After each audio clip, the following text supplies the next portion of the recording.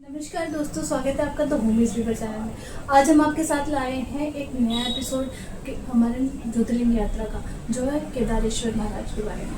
हमारे साथ है स्वर्णिम, जो आपको बताएंगे कि केदारेश्वर धाम हमें इतना क्यों प्रिय है और उसके पीछे की क्या भावनाएं हैं। बिल्कुल, बहुत बहुत धन्यवाद इस टॉपिक, इस श्रृंखला को आगे बढ़ाने के लिए।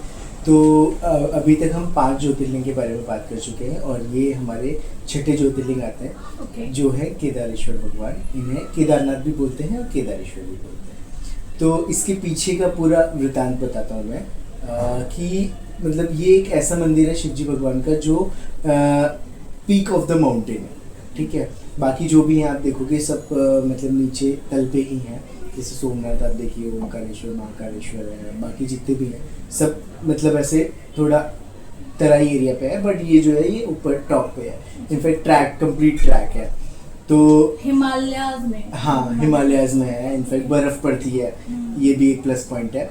तो स्टोरी कुछ इस तरीके की है कि जो विष्णु भगवान थे उनके पार्षद थे। पार्षद मतलब उनके एक तरीके से द्वारपाल भी बोल सकते हैं आज की लैंग्वेज में। उस पर्टिकुलर लोकेशन के, हाँ, तो विष्णु भगवान के थे, ठीक है। वैकुंठ धाम के 2 पार्षद। तो पार्षद में से 2 हैं नर और नारायण, ठीक है।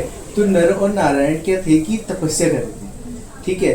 तपस्या एक मतलब एक सेल्फलेस तपस्या थी, मतलब उससे मतलब उन्होंने अपना हित नहीं देखा, जनहित देखा, ठीक है। तो उन्होंने तपस्या करी। तपस्या से क्या हुआ कि धीरे धीरे सब उनकी तपस्या से जुड़ते चले गए। उनकी तपस्या मतलब बहुत एक अनोखी सी तपस्या थी। जैसे कई लोग तपस्या करते हैं बहुत शांत स्वभाव में, बहुत उससे करते हैं, बट उनकी जो तपस्या थी वो एक तरीके के उसमें देवी देवता यक्ष के अंदर, इनफैक्ट ब्रह्मा जी भी उनसे बहुत प्रसन्न हो गए थे। और विष्णु भगवान के तो पार्षद थे, ऑब्वियसली बात है, अटैचमेंट होता है भगवान का, तो वो उनसे कनेक्ट हो गए। तो जब ये सारी चीज़ें उन्होंने देखी शिवजी भगवान ने अपने लोक से, तो देखा कि नर और नारायण बहुत अच्छी तपस्या कर रहे हैं, ठीक है। तो वो प्रसन्न हुए। अब प्रसन्नता उससे उत्साह से उन्होंने बोला कि मांगो, आप क्या मांगना चाहते हो, ठीक है। वैसे तो आपके पास पूरा जैसे वैकुंठ के आप वो हैं, बट फिर भी अगर आपके मन में हो तो आप मांग सकते हैं। तो उन्होंने बोला कि जनहित के लिए आप यहाँ पे अपने स्वरूप को विराजमान करें, ठीक है।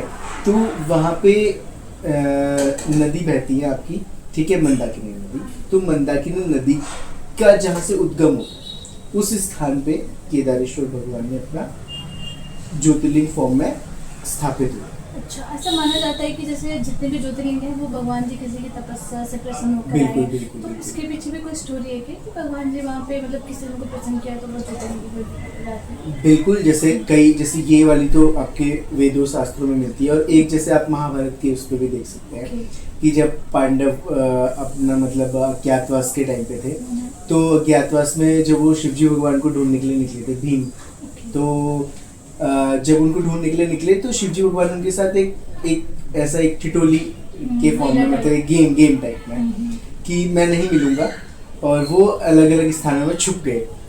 तो आप जब देखेंगे तो वहाँ पंच केदार बोला जाता है। पंच केदार मतलब जैसे रुद्रनाथ में उनका सर है, ठीक है, ऐसे अलग अलग मद महेश्वर है, तुंगनाथ है, तो ऐसे केदारनाथ है, तो ऐसे पंच केदार है। 5 जगह उन्होंने अपने अलग अलग जो बॉडी पार्ट्स थे वो छुपा दिए। तो बोला जाता है केदारनाथ में पीठ है, तो बैक है, वो उस शेप में भी है।